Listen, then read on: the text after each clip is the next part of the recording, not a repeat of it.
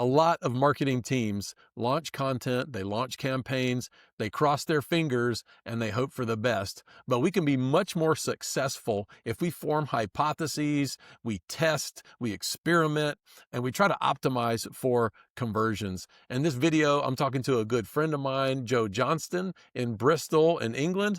He's a great guy. I really enjoyed this conversation. He is an expert in conversion optimization and experimentation. I hope you get as much out of this conversation as I did. Let's get into it.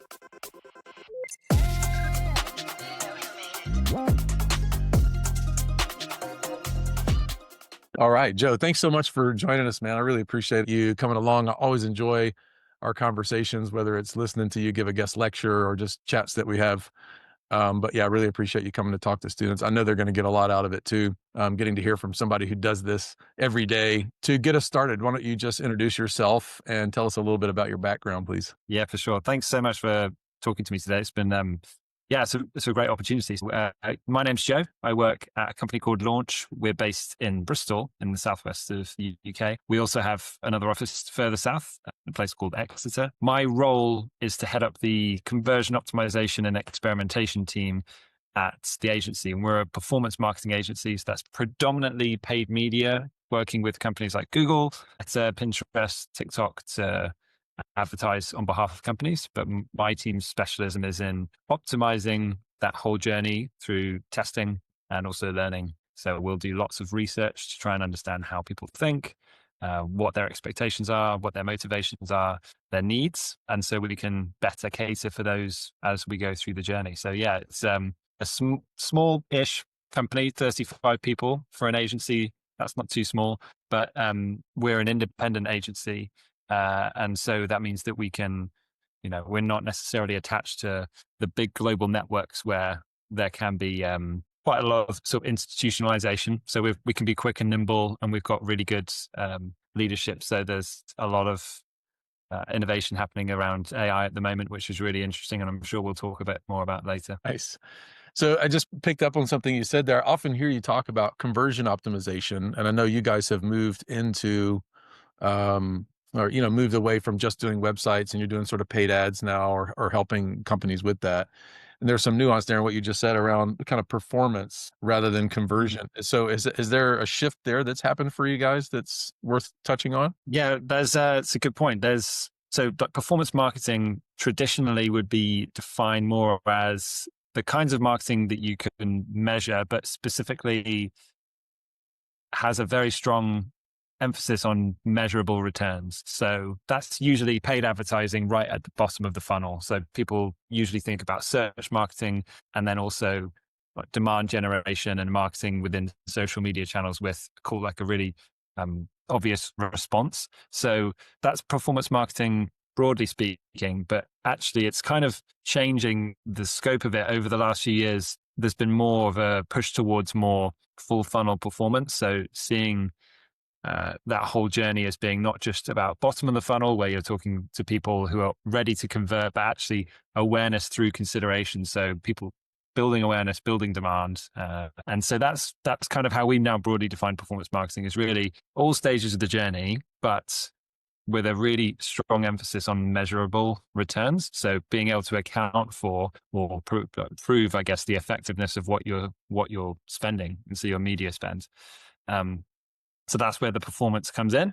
And then in terms of experimentation, I guess also in a similar way, historically, there's been experimentation has kind of been the best kept secret of a lot of web teams. So you would be traditionally A/B testing on a landing page or on a homepage, and actually pretty much everyone on the planet has been involved in an A/B test at some point in their lives. They're just probably not sure. They're just not aware of it, right? So if you've been on booking.com, if you've been on Airbnb, if you've been on Google, if you've been on Pinterest, all of these big brands are experimenting day in, day out. And if you've been on a website and seen a specific headline or a different kind of button color that you might normally see, then that might be a test that you're involved in there. And what they're doing is trying to understand what the impact is of making these small, tiny changes, or sometimes bigger changes. And that would typically almost sit within the web team's responsibility. Hard to say why it is that it started there, but it's definitely becoming more of a, I guess as a culture within businesses, it's spreading beyond just the web teams, actually into product teams, into advertising and marketing teams, content and production. All of those different teams can see the benefits of it because, and also customer services, because the mindset, the scientific mindset of only changing things which we know are working and why it's working, it makes sense for that to be a philosophy that everyone buys into, really. So we're seeing it rather than just being a website sort of, I guess, methodology, applying the same methodology, but throughout the whole customer journey. So testing within ads as well as testing on the website. Okay, cool. Yeah, I was going to ask you to kind of give us a description of conversion optimization or conversion rate optimization, but you've kind of just jumped into it there, which is great. So you're talking about that experimentation, that scientific method, A/B testing, multivariate testing. Is there anything that you want to add to that around what CRO is? Yeah, I think whenever I ask the question, what do people think CRO is? Everyone seems to have a pretty good general understanding of it. I remember, asking students at previous lectures before, and they always seem to have a pretty good grasp on the idea of it being what you're effectively trying to do is optimize the experience. That is usually a website, but it could be elsewhere. It could be an app, could be in an advert for the users, but doing that through a systematic way so that you can measure the outcome. So that conversion rate, and that conversion it can be a purchase, that could be someone filling in a form, it could be someone watching a video all the way through to the end. Whatever that conversion action is, optimizing that experience so that we can measurably improve what we're like that metric. So that's and most people, I think, have got a pretty good grasp of that. And I think within the CRO and experimentation community, there's been more of a push towards calling it experimentation, just because CRO can limit the scope of it almost. It's not just about conversions. Also, it's about other things. So, that's kind of, I think, loosely the term, and I think most people still recognize it as that. So it's probably most useful for people to talk about it. And I still refer to it as that because it's more people use that as a lexicon rather than experimentation. Yeah, old habits die hard, right? So you touched on, like, most students and most people you talk to have a pretty good idea about what it is. Is there a misconception about what it is that you see or that you come across often?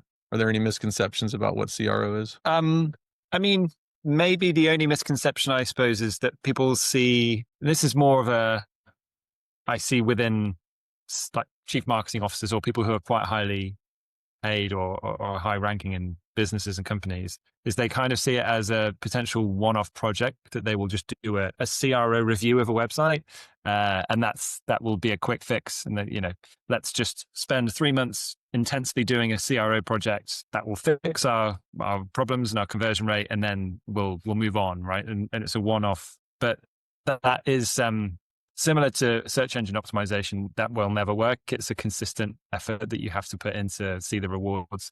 In fact, anything less than 6 months, you're not going to see any kind of benefits from it because of how long it takes to get the program up and running, do the research, start testing, and start doing enough tests that you see some winners as well. It's often a volume game. It's a numbers game with doing tests because the win rate is so low. A good win rate is about 30% in A/B testing and CRO. So if you're running one test per month, in a year, you might 2 or 3 of those, or maybe 4 if you're lucky, will win. And so if you're an impatient CMO and you're spending money on a program that in the first 3 months hasn't seen any winners, maybe you're going to cancel that program. But really, it's about having the right expectations going into it. So I think in terms of misconceptions, it's probably that it's a silver bullet or that it's a one-off that you would do as a review, a CRO review. It's rather should be seen as more of a program that you invest in and try and build a culture around. Yeah.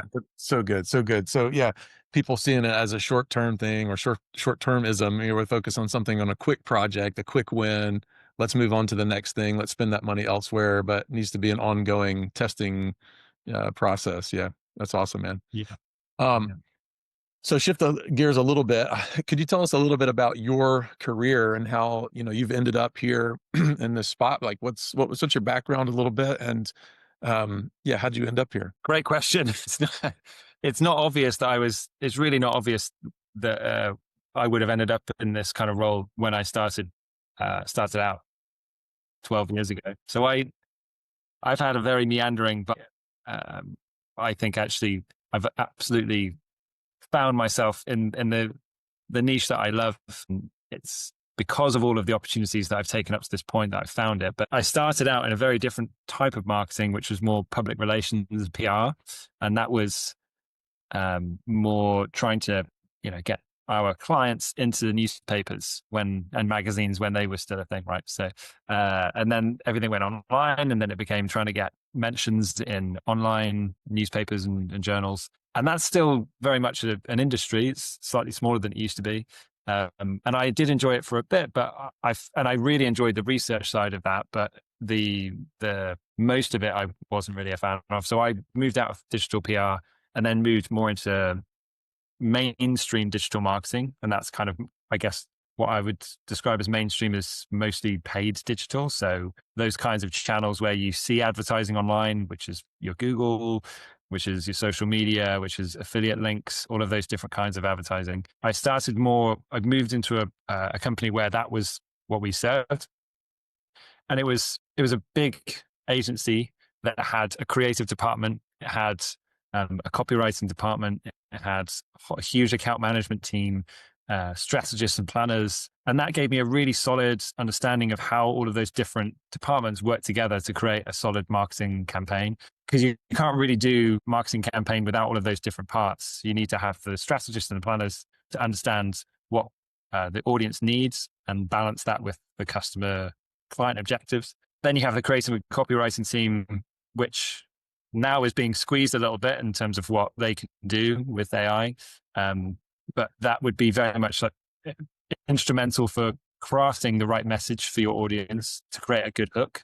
And then the experience. And then the account management team would be the delivery. And they would manage all of those different moving parts as well as activate the different media.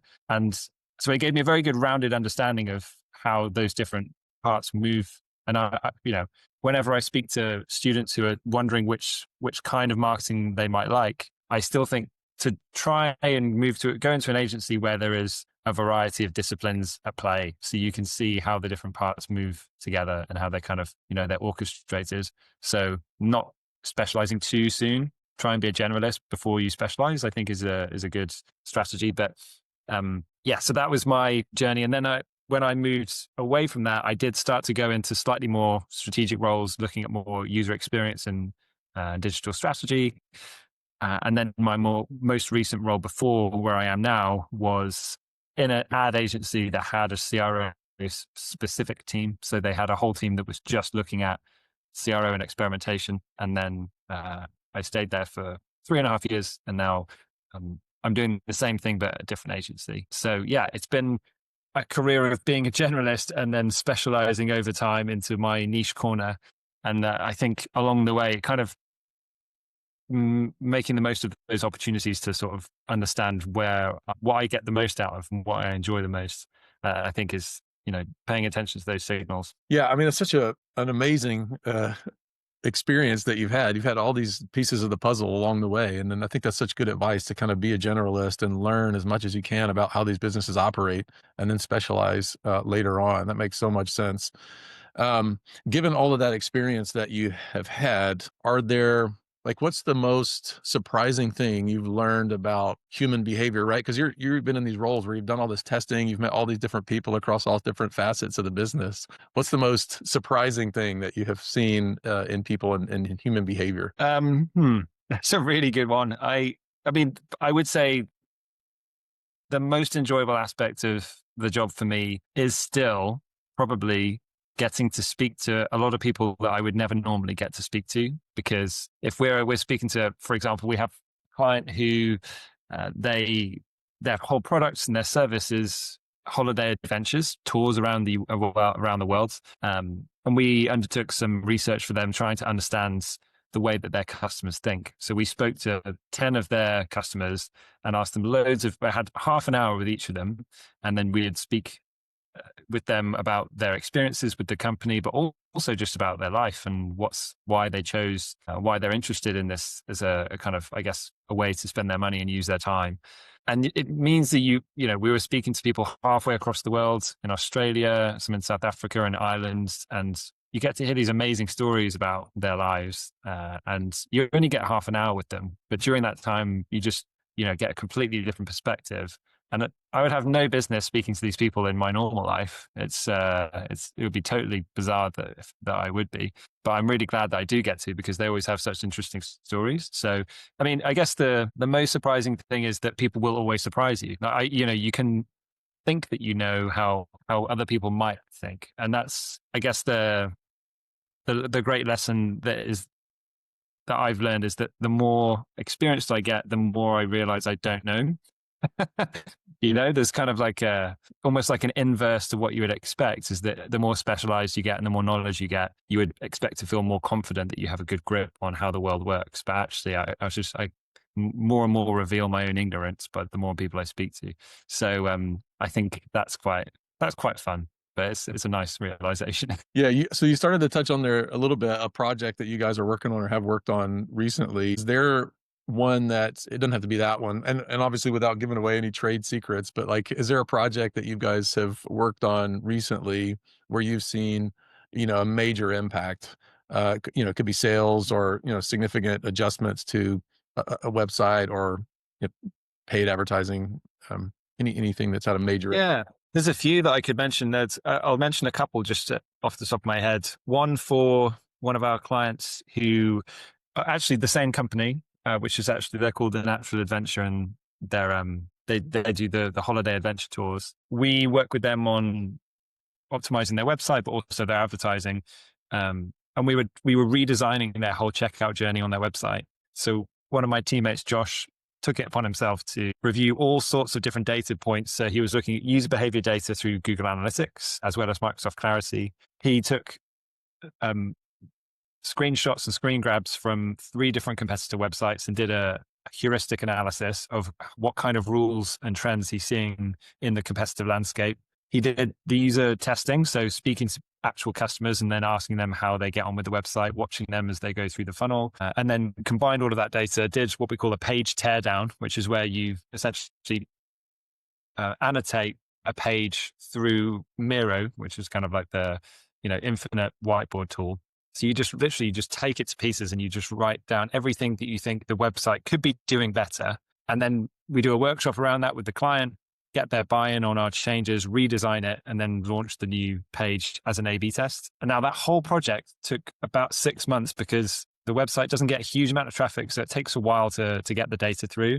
But the outcome of it was that the number of people purchasing on the website went up by 20%, which is a huge number. I mean, way more than we would normally expect to see from an A/B test. And it meant that, in terms of what they're getting back from the rest of their marketing. So if you think that, we're spending loads of money just getting traffic to the website to begin with, that we're getting way more of every visit now, because 1 in 5 of those people will go through to purchase.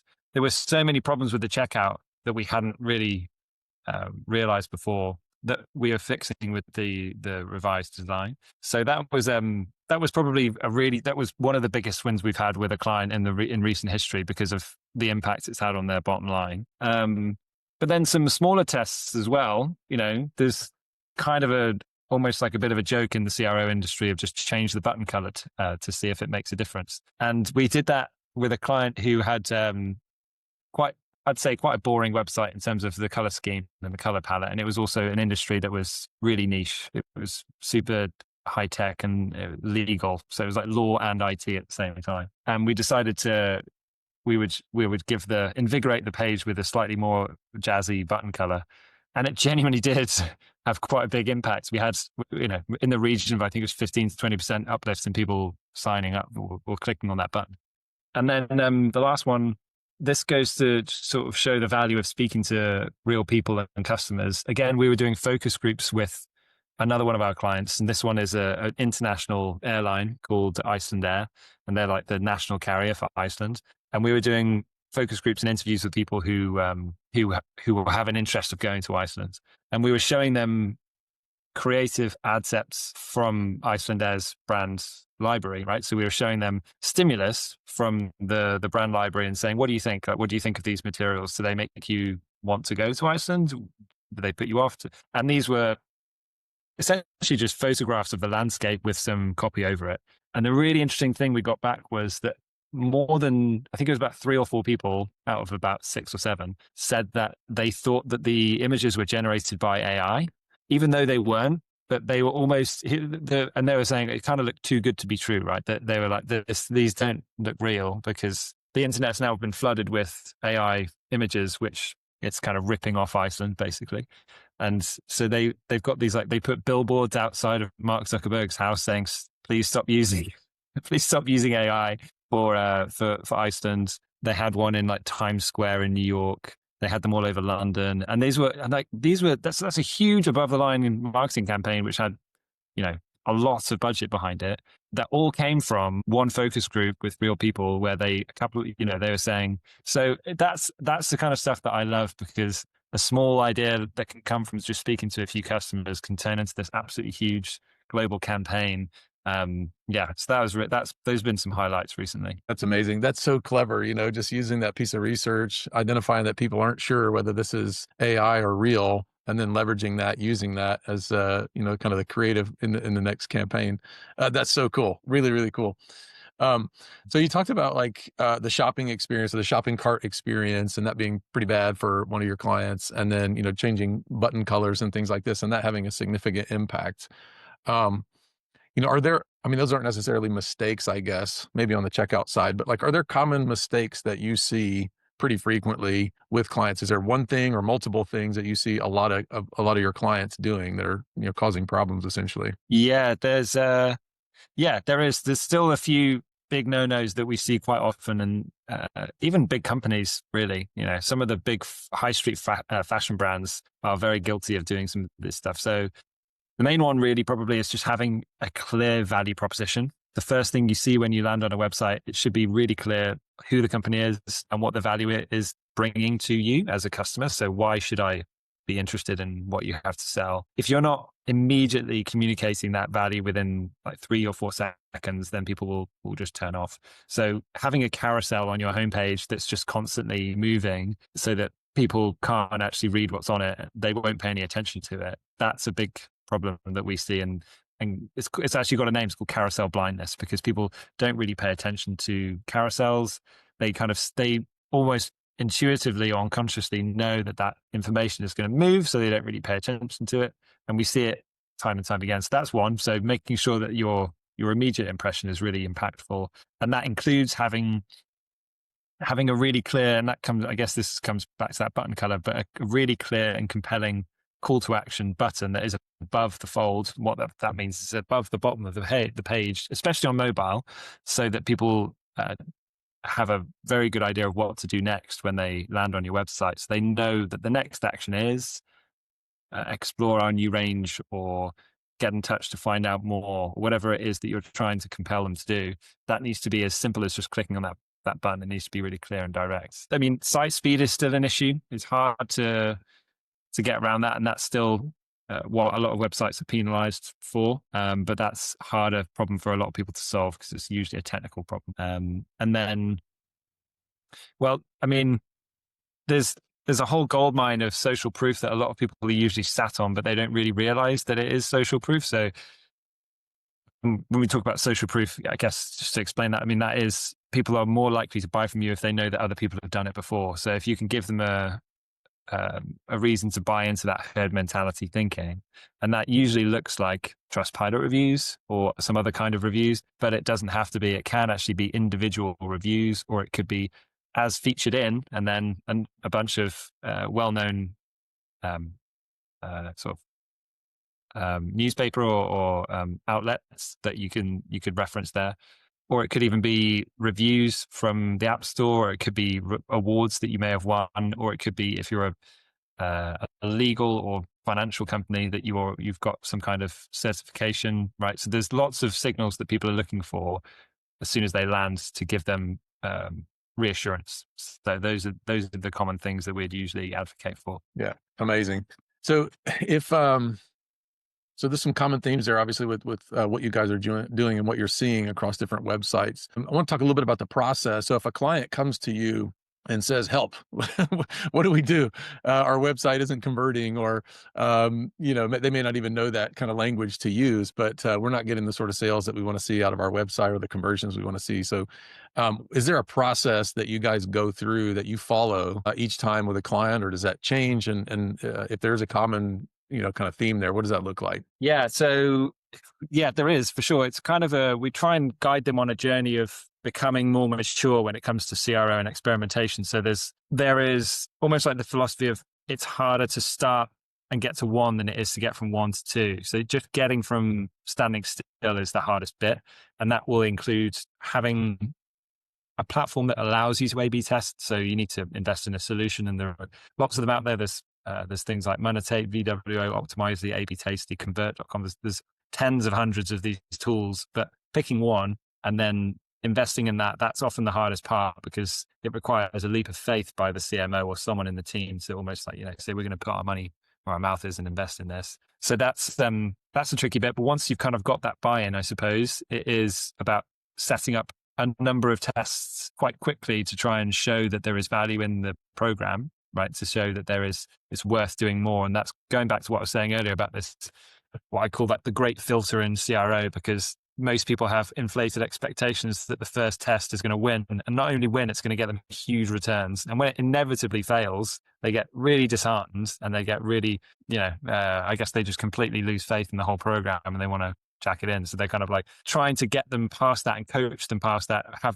give them right expectations that it's not going to be an immediate success, that you have to do a few to see the benefits, and then just scale from there. So we'll often do what we kind of call proof of concept tests to begin with, just get as many as we can live and just make small tweaks here and there to get the ball rolling. Then as we get into the program, we'll start to do research. So research is the number one best way of improving your win rate. So having hypotheses which are based in research will give you a much higher chance of actually getting a winning result. So we'll do different types of research that includes qualitative research, so speaking to people, also looking at survey feedback, any kind of voice of the customer feedback, and more we're feeding that through AI so that we can shorten that process of the analysis. It still takes time, but we can do it quicker now. And then there's also quantitative analysis, so looking at user behavior data as well as maybe survey data or large scale feedback. So that could be poll fish, or it could be exit surveys on a website, that kind of thing, to try and triangulate what those problems are. The more research data points we get that are pointing towards this being a problem, the more likely it is to be a problem, right? If we're just doing one bit of research and that's not a strong signal that is a problem. So we need to do a few different types of research to kind of, triangulate that. So we'll do more research, which will then inform the roadmap of tests. And that kind of starts to gain momentum and build from there. And when you get the first big winner, then you celebrate that as much as you can and get that test result far and wide within the business to try and raise the profile of what the program is doing and achieving for the company. And then you'll be surprised as soon as if you get one big win like that, the number of people who kind of, start to pay attention and say, oh, okay, there might be something to this. And then they might throw an idea in the ring as well for a test that they want to run. And then from there, it becomes easier because you've kind of got a couple of advocates and you've got a few champions around the business, and then it starts to take on a bit of momentum itself. But getting from 0 to 1 is the hardest part, because it takes a lot of grind to get there. Yeah, it's a lot of convincing and trying to keep people on board until you see some return on investment, right? And then once you've got that evidence base, you can continue to grow from there, and it's a lot easier for them to have something that they can grab onto with that ROI. You talked about the importance of research, and I know we have a shared affinity for Kahneman's research, Daniel Kahneman's work, and particularly his book, Thinking Fast and Slow.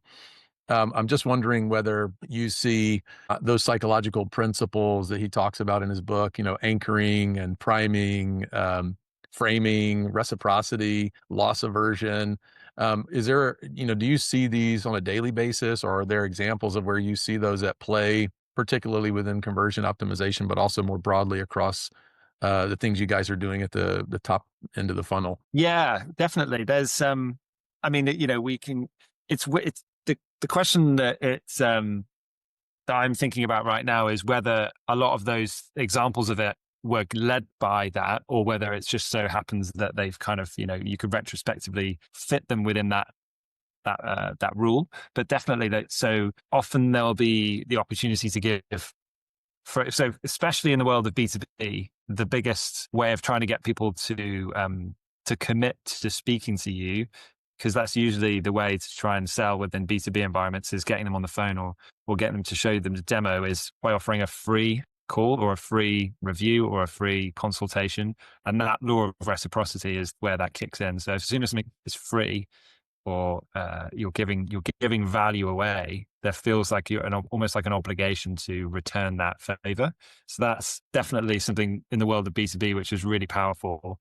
Loss aversion comes into play with a lot of either e-com brands or travel brands. So the kind of the snap sale where you see timers on websites, or you see how many are left, units are left on the website. That's a really strong loss aversion play that can sometimes backfire if it's not done with care, because too many of those tactics can actually undervalue or undermine rather the brand's equity and the trust in the brands.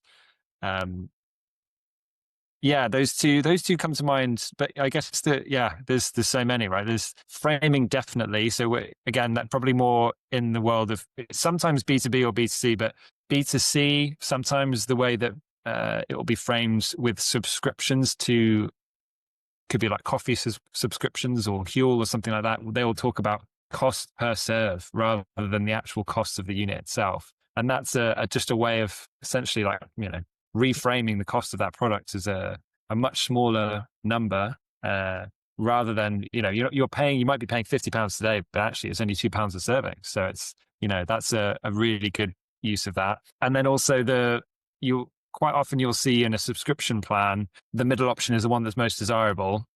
And they often give that slightly heavier weighting. And that's, again, a really good example of anchoring and framing as well, in terms of how companies already know which one they want you to go for. And they're just essentially designing that page in such a way that you pay most of your attention to the middle option. So always look at the middle tier when you're looking at subscriptions and think, but I guess just be aware of that. Why do they want me to pick this one? Is it the most profitable for them?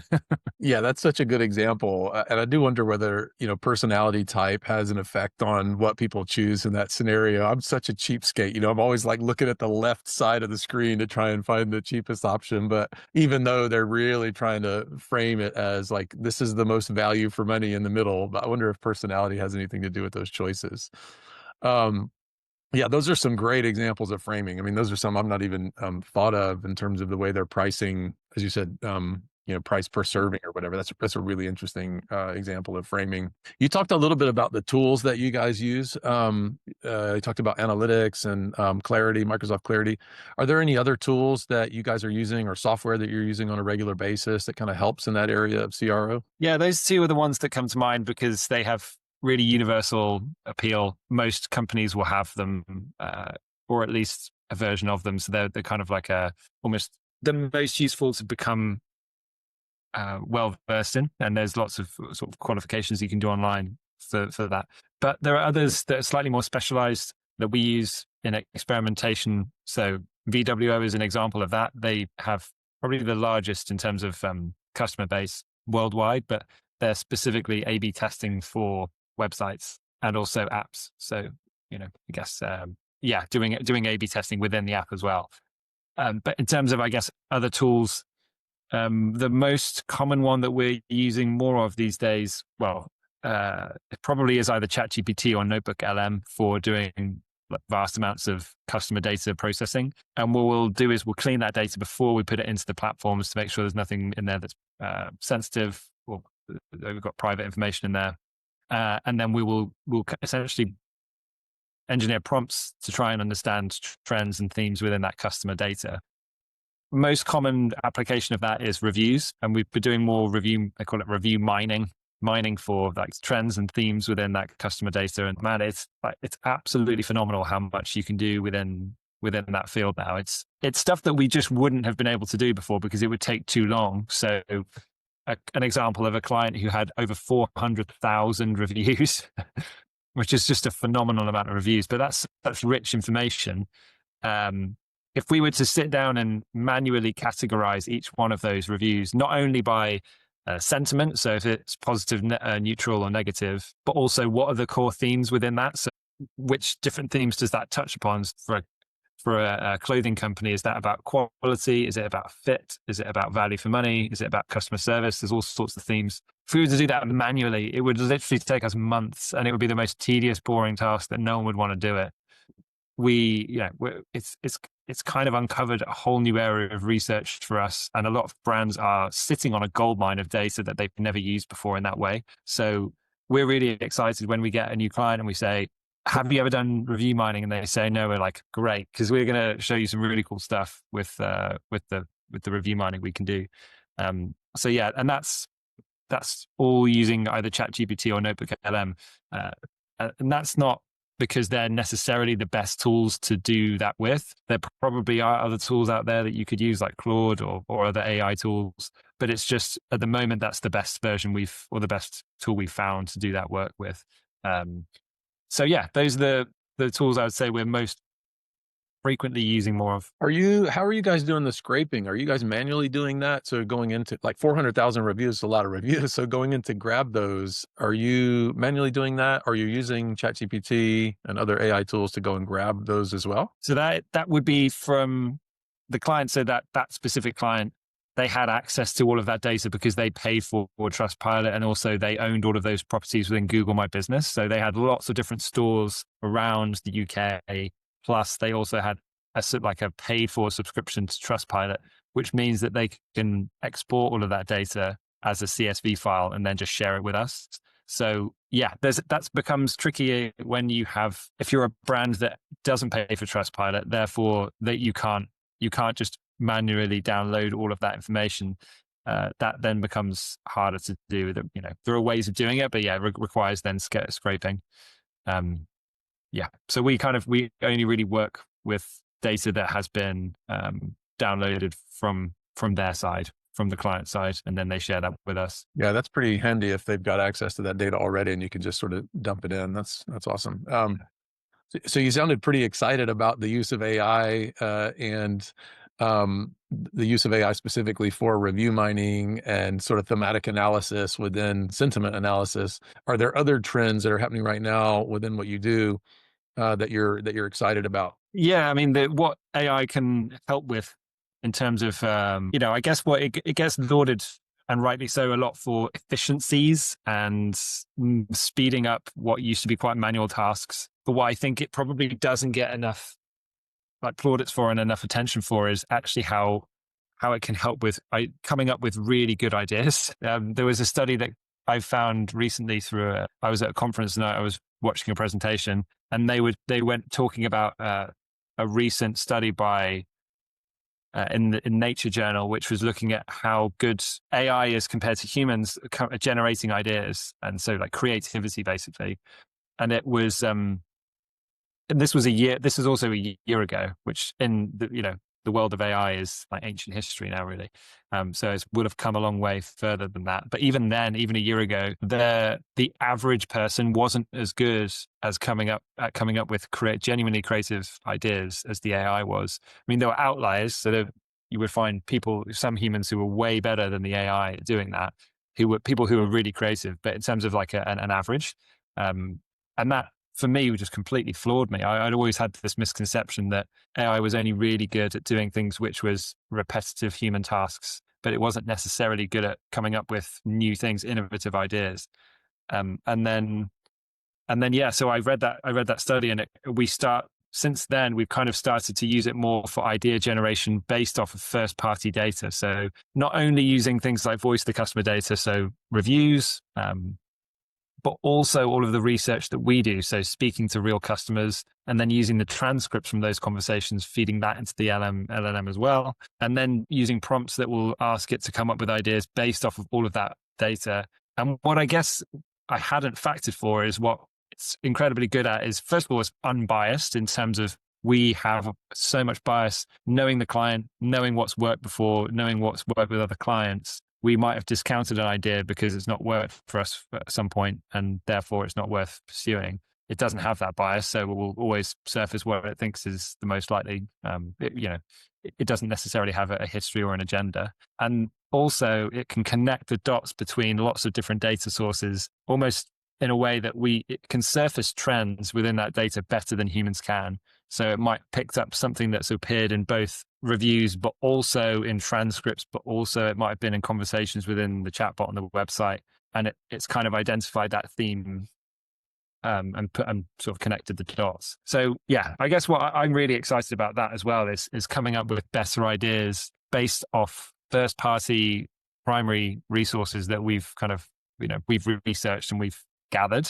And then you could imagine a world where you've built almost what you could, knowledge assistants, right? So you go to this knowledge assistant, and then you say, I've got this problem with a business problem and a marketing challenge.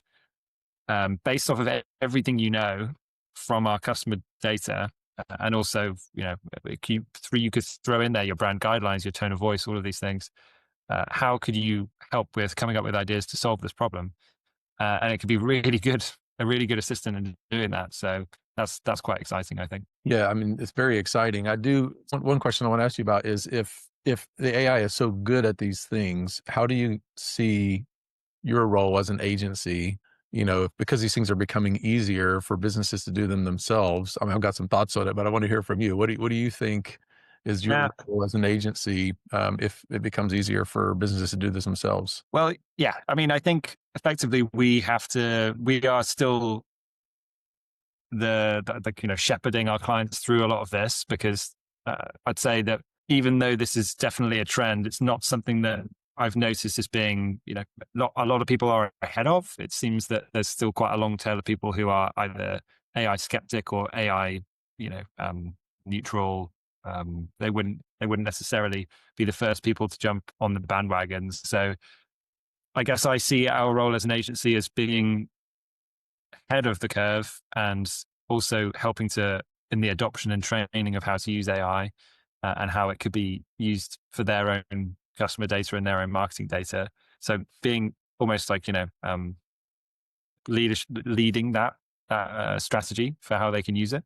But as generally speaking, as an agency, we recognize and we are doing more what we call think for you tasks rather than do for you tasks. So we can't just take the efficiencies that AI provides us with and then sit on our hands and just say, we'll pass the cost savings on to you. We have to use that time to do more strategic thinking and then provide the client with better services that will help them achieve their goals with that added value. So I think that then the test becomes, does the client think that we're doing that? And do they then see us as a strategic partner rather than an executional do-for partner? And that's where I think we're going to see in the next few years agencies that will, if you don't make that jump from being an executional delivery agency to being a think for you strategic partner, there's going to be a lot of agencies that might not necessarily make that, and they become more expendable. That's such a great way to frame it. Think for you rather than do for you. That's so good.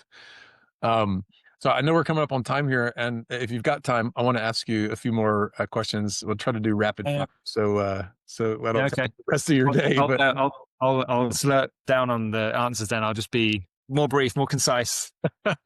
Yeah, I just don't want to take up all of your day. So, is there a worst CRO mistake that you've ever seen? What's like the worst thing you've seen on somebody's website? Oh, on someone's website. Well, there's the famous Ling's cars, which RIP doesn't exist anymore. I don't know if you remember that website, but yeah, sadly they've rebranded and they've updated the website, and it's kind of lost its charm. But that was the famous Boo Boo, the kind of worst website ever. Broke all of the rules, but was almost a fan favorite because it broke all the rules and it knew it. But no, other than that, it's probably just really bad accessibility that you see time and time again. I'd probably call out a brand, and I'm fine with doing it. Zara in the UK is the worst website I know of in terms of usability. And if I've actually tried to call them out on it before, and they've never said anything. But yeah, it's one of those that like massively style over substance, kind of like, yeah, it's just bad. Yeah. So if we publish this publicly, maybe there's no hope there for gaining them as a client, or maybe No, I'm actually, you know fine. what? They're right.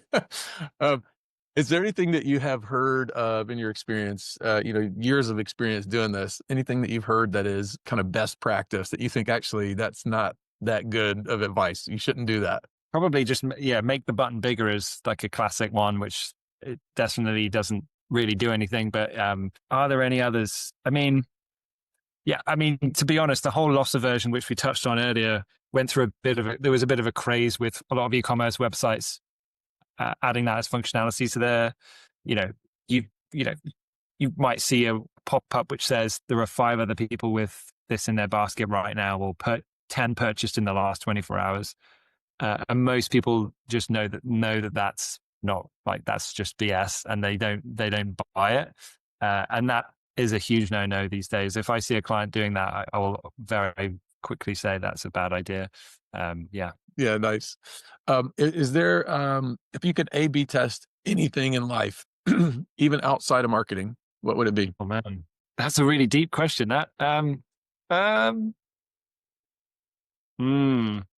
tempted to say something really flippant and stupid like ice cream, or like or where you would go on holiday destinations. I'd probably let's go with that. Let's go with holiday destinations. I'd like to. Half of me could go to New Zealand, and then the other half of me could go to Canada, and I'd see which one I prefer.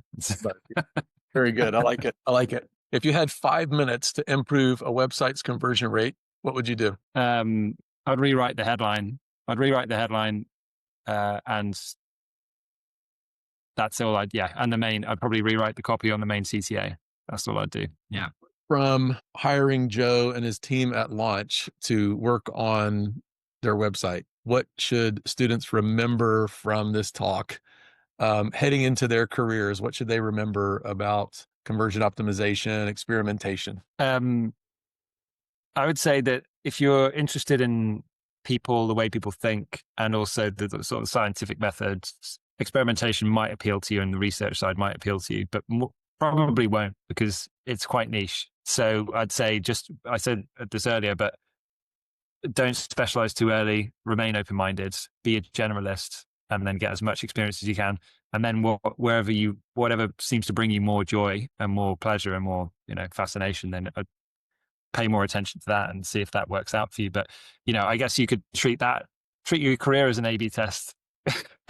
Go down a few different routes and see which one works out. Is there anything else you want to cover, or any other advice you want to leave students with? No, I think that kind of covers it. But, I think one thing that I'm a bit biased here, because we've talked quite a lot before, but I would say what most students don't realize is that, of course, lecturers like yourself have got such a wealth of information as well in their heads, and having a conversation with them and then just asking them their opinion and getting their feedback. I didn't do that enough when I was at university. I was too scared. I kind of was like, I'll do my work and I'll hand it in and I'll see what my grade is. But you're a lovely man, and you've got a human side to you as well. So, just make use of that time and have a conversation. That's great advice. Yeah, totally agree. I'm often surprised at how few students take advantage of office hours and, wanting to have a conversation. And but yeah, that's great advice. Right. Where can people learn more about you? Either go to launchonline.co.uk, and that's our website, or you can find me on LinkedIn, Joe Johnston. Either of those two. That's great. Joe, thank you so much. I really appreciate it. I always get a lot out of our conversations. I really enjoy them. I know students will get a lot out of this too. Thank you so much, man. I really appreciate it.